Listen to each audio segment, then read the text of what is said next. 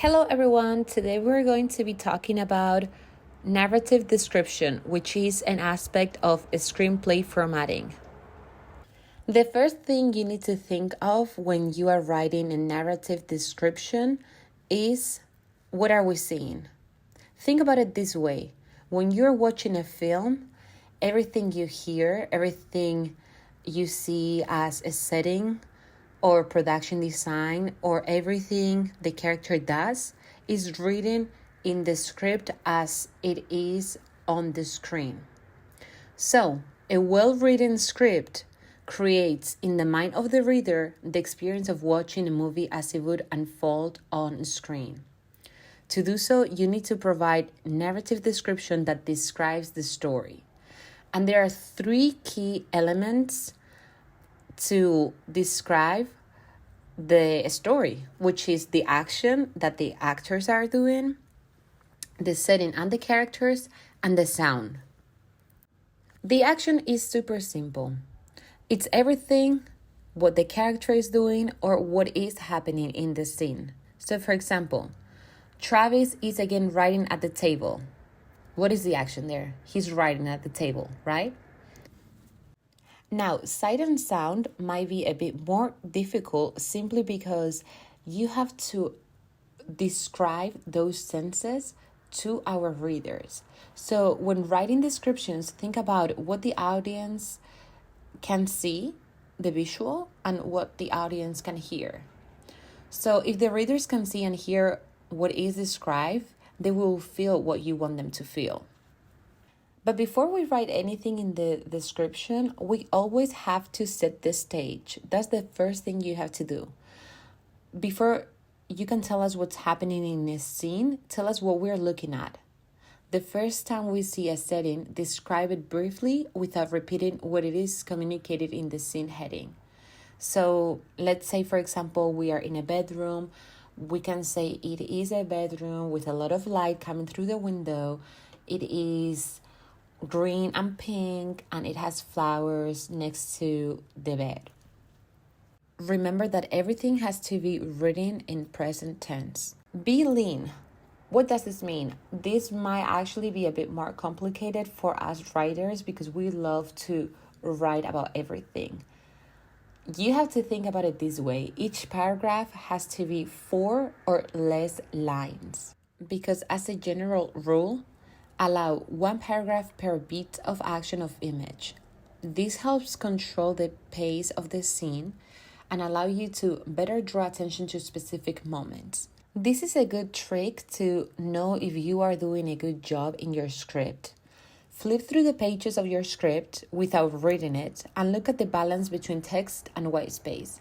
There should be more white space on the page than text. Remember, this is not a novel, this is a script. White space is the friend of writers and their readers.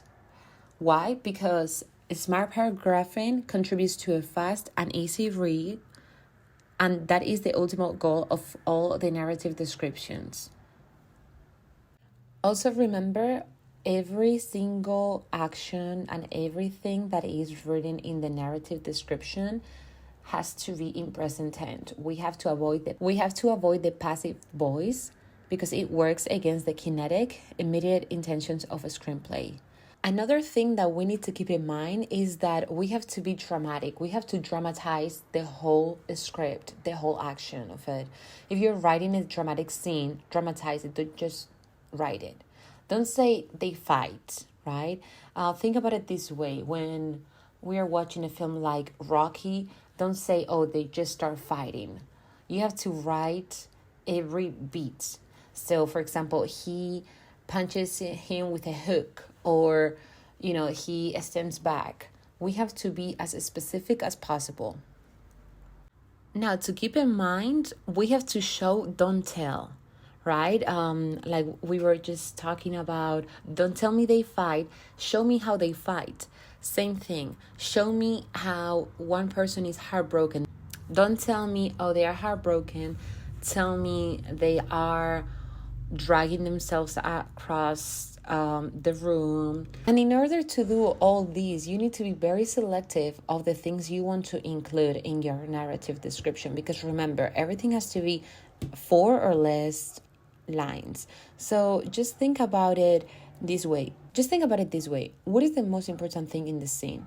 What is my priority for the readers to know?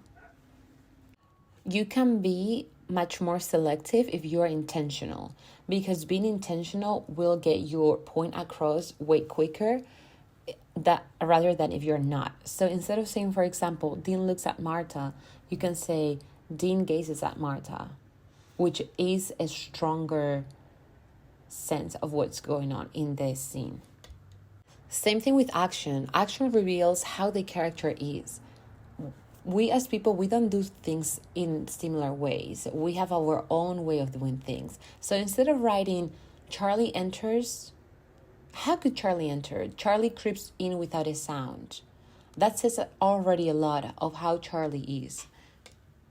Now, one thing that we usually get confused, or it is something complicated not to do, is directing from the page. You cannot direct from the page. As a writer, your job is to write, but you can let the director know what is your vision without telling the director how they should do the job.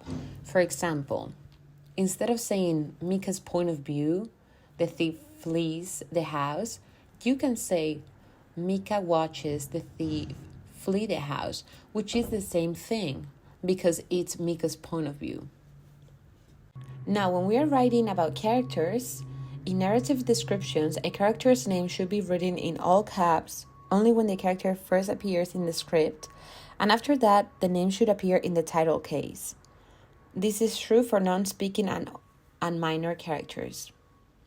We have to remember that we have to be consistent with the character names. You cannot call him, for example, Armed Man and then call him Tough Guy.